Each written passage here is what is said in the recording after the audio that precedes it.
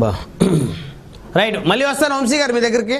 మనతోటి హనుమంత్ రెడ్డి గారు ఉన్నారు, వైఎస్ఆర్ కాంగ్రెస్ పార్టీ సీనియర్ నాయకులు. హనుమంత్ రెడ్డి గారు, good morning sir. Good morning sir. మీకు ప్యానల్ ఉన్న సభ్యులకు, ప్రైమ్ లైన్ ప్రేక్షకులకు అందరికీ very very good morning sir. Yeah, ఏంటి హనుమంత్ రెడ్డి గారు, ఇక బీజేపీ కలయికతోటి వైసీపీకి ఆశలు కోల్పోయే పరిస్థితి కనపడుతుందా?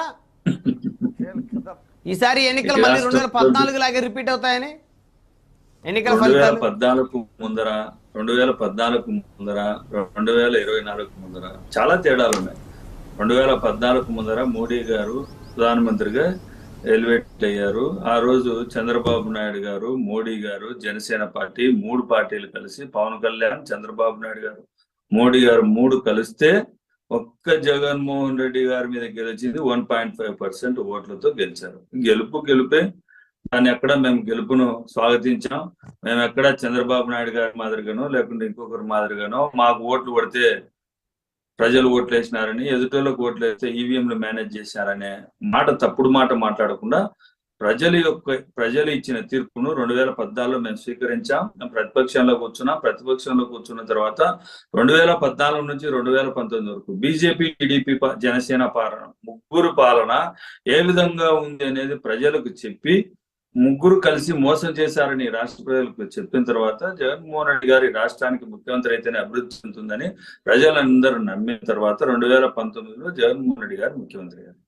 మేము ఏం చెప్తున్నామంటే 2019కి ఎలక్షన్ల ముందర ఏదైతే మేనిఫెస్టో ఇచ్చామో ఆ మేనిఫెస్టో తీసుకునే ప్రజల దగ్గరికి వెళ్తా ఉన్నాం. మేము వాళ్ళ మాదిరిగా తిరుపతి వెంకన్న సాక్షిగా ప్రత్యేక 5 సంవత్సరాలు కాదు 10 సంవత్సరాలుగా 15 సంవత్సరాలు ఇస్తానని మోడీ గారు చెప్పారు, చంద్రబాబు నాయుడు గారు చెప్పారు. అదే సభ నుంచి పవన్ కళ్యాణ్ గారు ముగ్గురు కూడా మాట మార్చి 2019 ఎలక్షన్ల ముందర ఇదే పవన్ కళ్యాణ్ గారు, ఇందాక మా సోదరుడు ఏదో మోడీ గారిని ఇంతవరకు విమర్శించలే, పవన్ కళ్యాణ్ గారు మోడీ వెంటే ఉన్నారంటున్నారు కదా. గతంలో పాతిపోయిన లడ్లని ఇదే బీజేపీ పార్టీని, మోడీ గారిని ఏ విధంగా తిట్టారో రాష్ట్ర ప్రజలకు అందరికి తెలుసు, మీకు తెలుసు, నాకు తెలుసు. ఇదే ఆంజనేయ రెడ్డి గారు మాట్లాడుతూ, నాకు తెలిసి బీజేపీలో ఉన్నటువంటి హార్డ్ కోర్ ఎవరైతే ఉన్నారో వాళ్ళందరూ కూడా ఈ రోజు టీడీపీ కూటమిని వ్యతిరేకిస్తా ఉన్నారు. ఎందుకని అంటే 2019 ఎలక్షన్ల ముందర ఇదే కాంగ్రెస్ పార్టీతో జతకట్టి చంద్రబాబు నాయుడు గారు, కాంగ్రెస్ పార్టీకి వ్యతిరేకంగా పుట్టిన పార్టీ తెలుగుదేశం పార్టీ, ఆ రోజు నందమూరి తారక రామారావు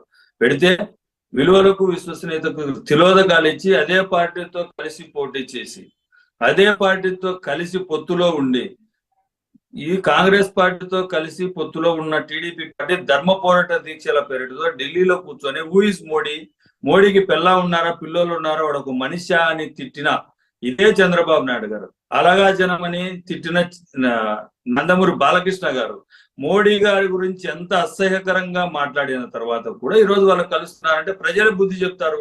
అమిత్ షా గారు పాపం ఆయన తిరుమల తిరుపతి దేవస్థానం దర్శనానికి వస్తే ఆయన కార్ల మీద రాళ్ళేసిన టీడీపీ కార్యకర్తలు ఈ రోజు అదే బీజేపీ పార్టీతో కలిసి ప్రయాణం చేస్తా అంటే చేయమని చెప్పండి, మనం ఎక్కడ కాదని చెప్పడం లేదే. మేమంటున్నాం 2019 నుంచి 2024 వరకు ఈ రాష్ట్రంలో జగన్మోహన్ రెడ్డి గారి పాలన మంచి జరిగితేనే ఓటేమని మేము అడుగుతా ఉన్నాం.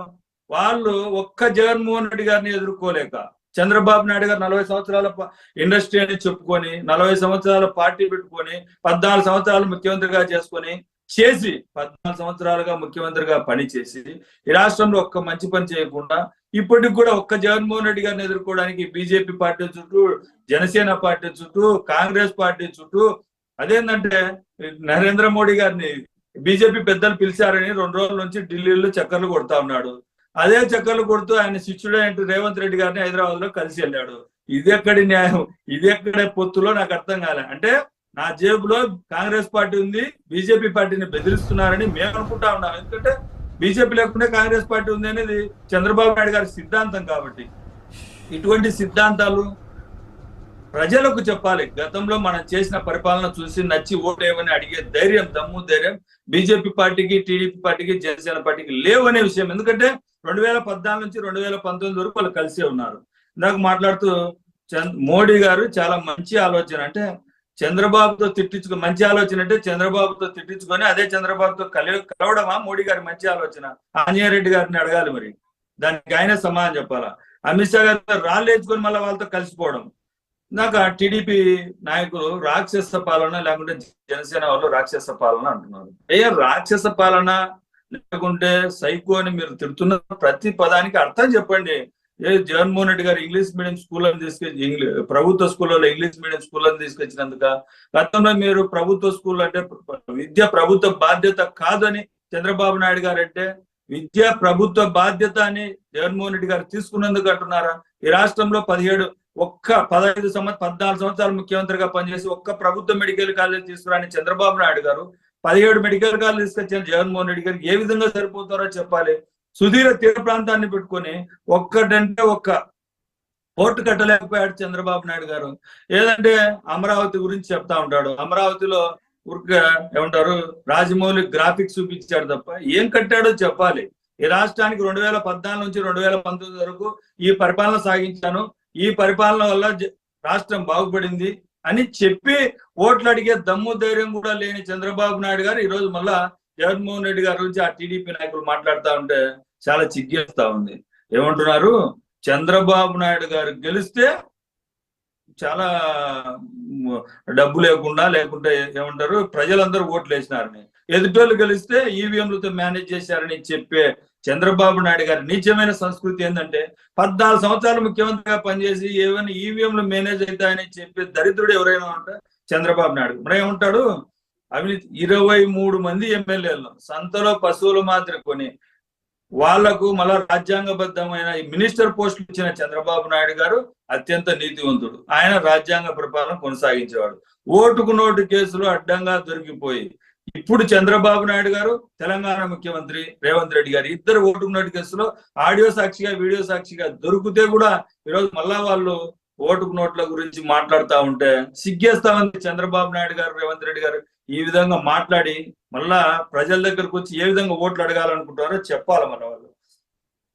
ఇందాక తెలుగుదేశం పార్టీ సోదరుడు గొడ్డలిపోటు అని చెప్తున్నా, అయ్యా ఆ రోజు వివేకానంద రెడ్డి గారు చనిపోయినప్పుడు మీరే ఆ ముఖ్యమంత్రి ఈ రాష్ట్రానికి ఆంధ్రప్రదేశ్ రాష్ట్రానికి 3 నెలలు ఆ కేసు జరిగిన తర్వాత 3 నెలల వరకు మీరే ముఖ్యమంత్రిగా ఉన్నారు. ఎందుకు దాంట్లో సమస్యను పరిష్కరించలేకపోయారు? ఎవరైతే ఆ కేసులో ముద్దాయిలు ఉన్నారో వాళ్ళని అరెస్ట్ ఎందుకు చేయలేకపోయారో సమాధానం మీరే చెప్పాల్సి వస్తుంది.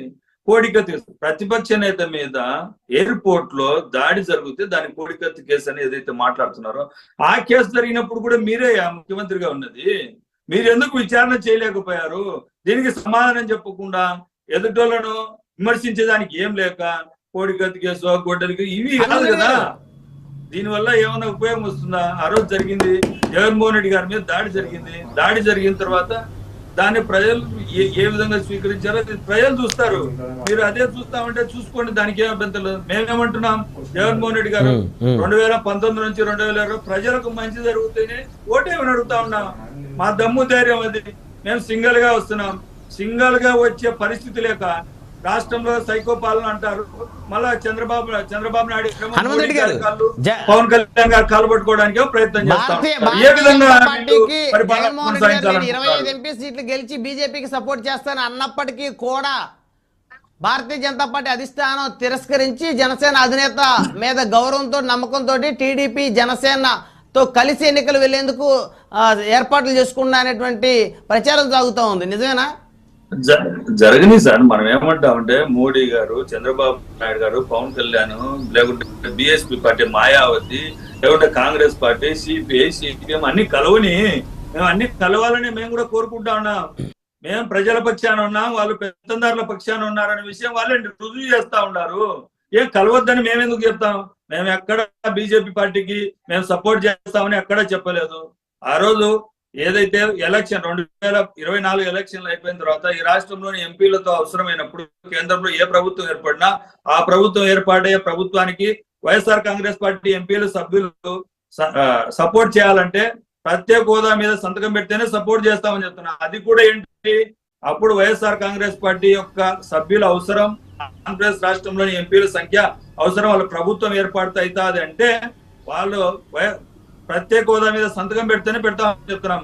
మాకు మోడీ గారా ఇంకొకట అనే దానితో సంబంధం లే, ఆంధ్రప్రదేశ్ రాష్ట్ర ప్రయోజనాలే అని చెప్తా ఉన్నాం. ఇందాక మా సోదరులు చెప్తూ కేసుల గురించి మాట్లాడుతా ఉన్నారు. అయ్యా, కేసులు ఏ విధంగా వచ్చాయి?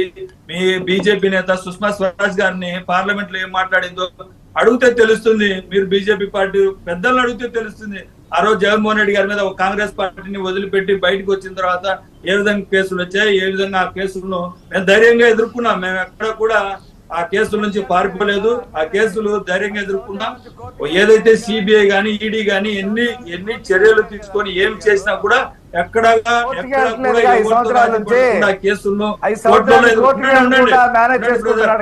కేసులను ఉండండి. ఆ కేసులు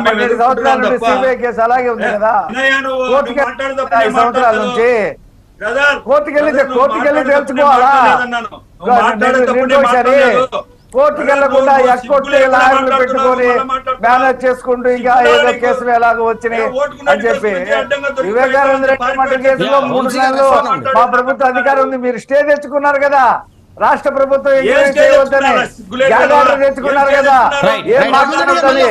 కోడికెత్తి కేసులో రాష్ట్ర ప్రభుత్వం చేయవద్దు, ఎన్ఐఏతో చేయించాలని చెప్పేసి మీరు హైకోర్టు నుండి తెచ్చుకున్నారు కదా, ఆ పనులు